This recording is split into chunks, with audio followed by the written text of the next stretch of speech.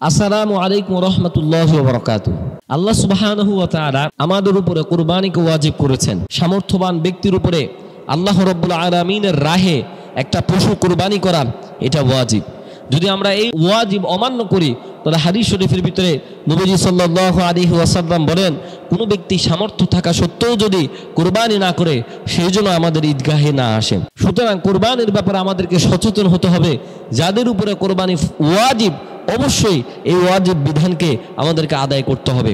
এমন অনেক একান্নভুক্ত পরিবার আছে যে পরিবারের অধিকাংশ সদস্যের উপরে কুরবানি ওয়াজিব, কিন্তু তারা পুরা পরিবারের পক্ষ থেকে একটা কোরবানি করে দিয়েই মনে করেন পুরা পরিবারের সবার পক্ষ থেকে আদায় হয়ে গিয়েছে।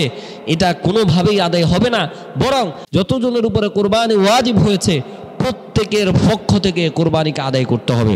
অনেক সময় দেখা যায় কোনো পরিবারের দুজন বা তিনজন সন্তান যারা বিভিন্ন রাষ্ট্রে থাকেন বা দেশের ভিতরে বড় বড় পদে তারা চাকরি করছেন এবং আল্লাহ সুবহানাহু ওয়া তাআলা সবাইকে ওই পরিমাণ সামর্থ্য দিয়েছেন যে পরিমাণ সামর্থ্য থাকলে কোরবানি ওয়াজিব হয়, কিন্তু দেখা যায় সবার পক্ষ থেকে সবাই টাকাগুলো বাবার কাছে পাঠিয়ে দেয় আর বাবা নিজের পক্ষ থেকে কোরবানি করে দেয়। এই ধরনের কোরবানি কখনোই কাম্য নয় এবং এইভাবে কোরবানি করলে সন্তানদের উপরে যে কোরবানি ওয়াজিব হয়েছিল সে কোরবানি আদায় হবে না। আমরা আমাদের সমাজে দেখতে পাই, সমাজের অনেক ক্ষেত্রে দেখা যায় বাবারা একটা সময় কাজ করেছেন, এখন রিটায়ার্ড হয়ে ঘরের ভিতরে আছেন, বাবাদের উপরে কোরবানি ওয়াজিব না, কোরবানি ওয়াজিব সন্তানের উপরে, কিন্তু সন্তান টাকাগুলো বাবার কাছে দিয়ে দেয় এবং মনে করে যে আমার নামে কোরবানি না দিয়ে আমার বাবার নামে কোরবানি দেওয়াটা উত্তম হবে। কিন্তু বাবার নামে তুমি কোরবানি দিয়েছো সেটা ভালো কথা, কিন্তু নিজের যে ওয়াজিব কোরবানি তুমি আদায় করলা না, এটার জন্য আল্লাহ রাব্বুল আলামিনের কাছে তোমাকে ধরা খেতে হবে।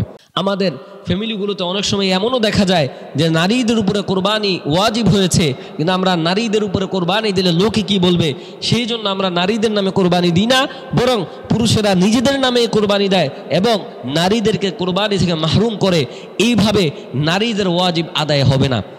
নারীদের যদি স্বর্ণ অলঙ্কার থাকে, 7.5 ভরি পরিমাণ যদি কোনো নারীর কাছে স্বর্ণ থাকে অথবা 52.5 তলা পরিমাণ যদি রূপা থাকে, তাহলে ওই নারীর উপরে কোরবানি ওয়াজিব। অথবা স্বর্ণ রূপা দুইটা মিলিয়ে যদি 52.5 তলা রূপার সমপরিমাণ মূল্যের হয়, তাহলেও একজন নারীর উপরে কোরবানি ওয়াজিব। ওই ক্ষেত্রে ওই নারীর কোরবানি করা ওয়াজিব হবে, তার ওই কোরবানি আদায় করা ওয়াজিব হবে। যদি কোনো নারী তার কাছে স্বর্ণ রূপা বা এই পরিমাণ টাকা থাকে, যেই পরিমাণ টাকা থাকলে 52.5 তলা রূপার সমপরিমাণ হয়, তাহলে অবশ্যই একজন নারীকে কোরবানি আদায় করতে হবে। যদি তিনি কোরবানি আদায় না করেন তাহলে ওয়াজিব তরক করার গুনাহ এবং কোরবানি না করার গুনাহ ওনার কাঁধের উপরে থেকে যাবেন। আল্লাহ সুবহানাহু ওয়া তাআলা এটা মাফ করবেন না। সুতরাং কুরবানি করার ক্ষেত্রে আমাদেরকে আরও সচেতন হতে হবে।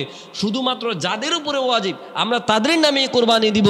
পরিবারের অনেক রেসপেক্টেবল পার্সন আছেন, আমাদের সম্মানিত বাবা মায়েরা আছেন, তাদের ক্ষেত্রে অনেক সময় তাদের উপরে কোরবানি ওয়াজিব হয় না, সন্তানদের উপরে কোরবানি ওয়াজিব থাকে, কিন্তু সন্তানেরা সম্মানের খাতিরে নিজেদের নামে না দিয়ে বাবা মায়ের নামে কোরবানি দেয়। এইভাবে আপনি আপনার বাবা মায়ের সম্মান তো রক্ষা করলেন, কিন্তু নিজের উপরে যে ওয়াজিব বিধান সেটা আপনি রক্ষা করতে পারলেন না। আল্লাহ সুবহানাহু ওয়া তাআলা সুতরাং আমাদেরকে এই বিধানগুলো বুঝার তৌফিক দান করেন এবং যাদের উপরে কোরবানি ওয়াজিব তাদের পক্ষ থেকে কোরবানি আদায় করার তৌফিক দান করেন। আমিন। আসসালামু আলাইকুম ওয়া রাহমাতুল্লাহি ওয়া বারাকাতুহু।